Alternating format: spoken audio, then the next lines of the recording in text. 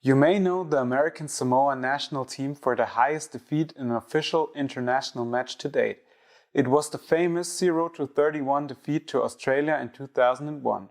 Today's video is about that match, but also about the other history of football in American Samoa.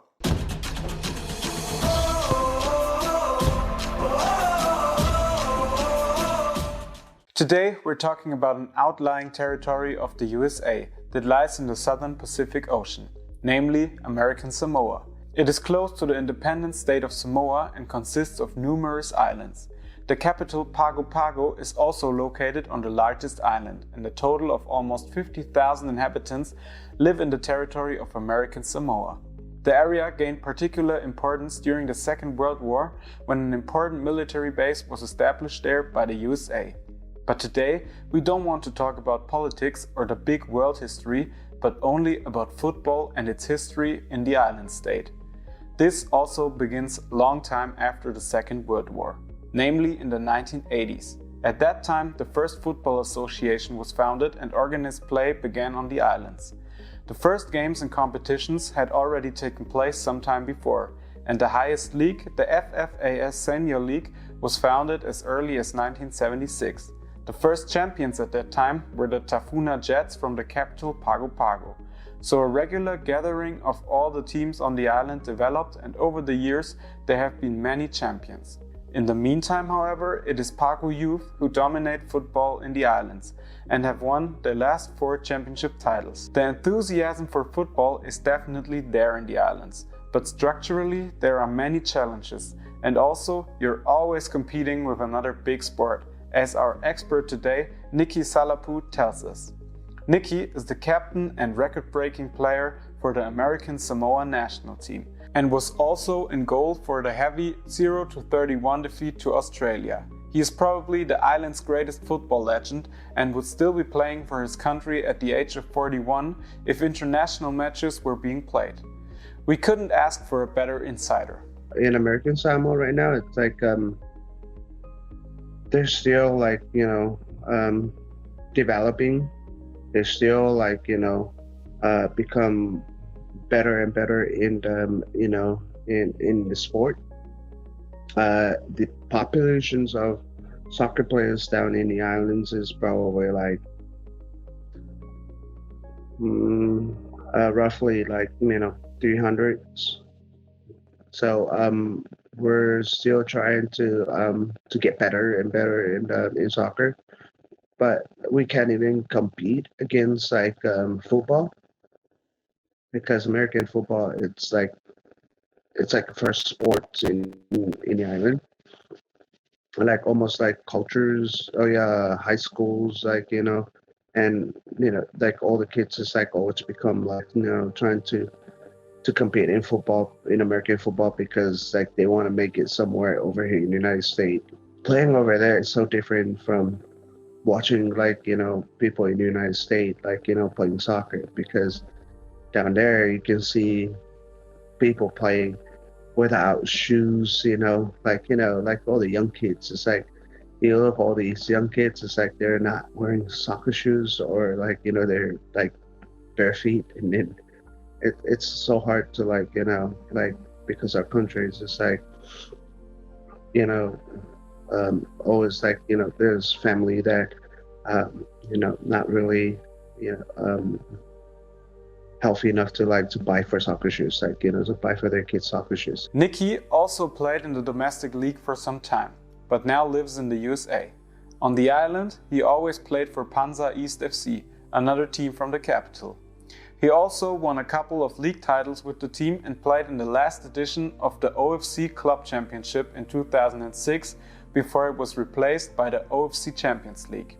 In this competition, teams from American Samoa were hardly successful, but at least they were able to regularly send participants to the preliminary rounds in the 2010s.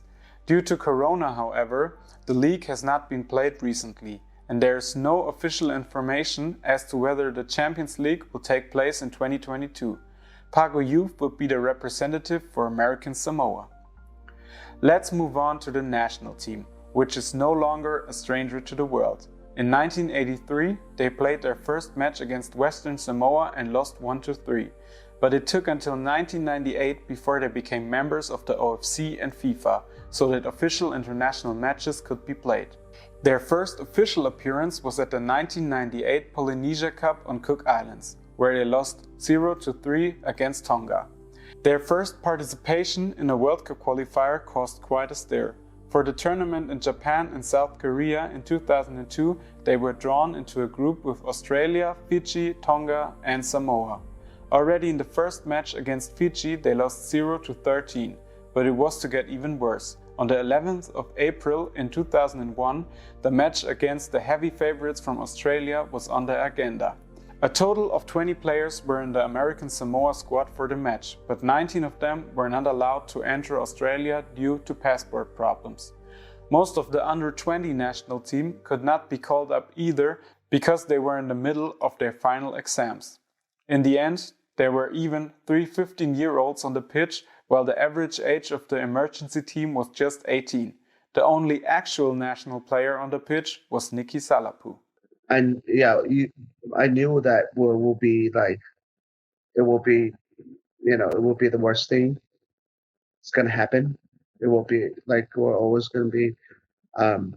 We're always gonna. I always think like I'm gonna, we're gonna beat up like, big time. But I tried the best that I can, and then thankfully for all the players that participate on that, on that tournament. It was like they tried their hard, but most of the player that play against Australia in that tournament um, never been playing soccer in their life. So it was really hard for us to figure out how to, how to compete against like, a national team that have like professional players in England. The heavy defeat ensured that a discussion was started about introducing a preliminary round for the smaller OFC member states, which was then introduced for the 2006 World Cup.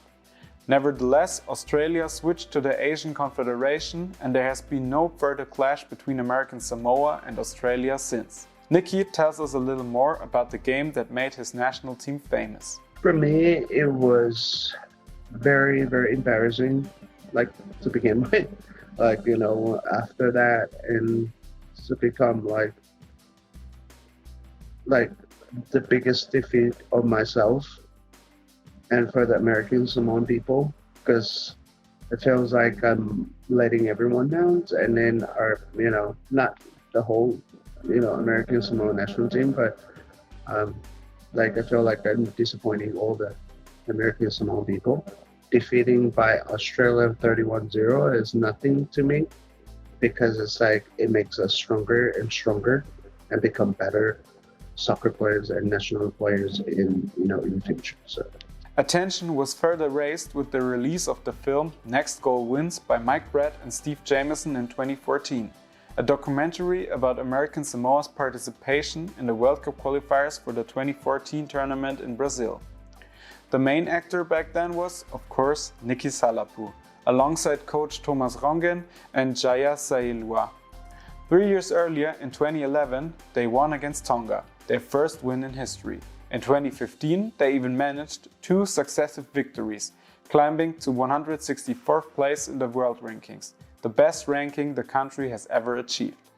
The team has also never qualified for the OFC Nations Cup, although they have gained tournament experience at the Pacific Games, where they always failed in the group stage. The team will also not take part in the 2022 OFC World Cup qualifying tournament in Qatar due to the corona pandemic and will therefore not be able to present themselves on the biggest stage. Nicky would have stood ready to represent his country one more time. We have a great bonding, for our national team. But right now, I have no idea what's going on right now for our national team, to be honest with you. But it's like, it would be awesome if we have a national team right now, because I'm so excited to be part of it. I was training really hard, to go back and, to compete for this 2022 World Cup qualifications. But right now, it's just like I have no idea what's going on right now. It remains to be seen when the national team will play their next match. The last game was against Tahiti at the Pacific Games in 2019. I hope Nicky can keep his great motivation and realize his dream of one day playing for the national team alongside his son. The incredible passion and pride in one's culture was very fascinating, and I hope I was able to show that football in American Samoa is much more than just a 0-31 loss to Australia. If you want to follow me on my football world tour, please subscribe to my channel Football Worldwide and don't forget to like this video. I'm looking forward to introducing you to the next country soon.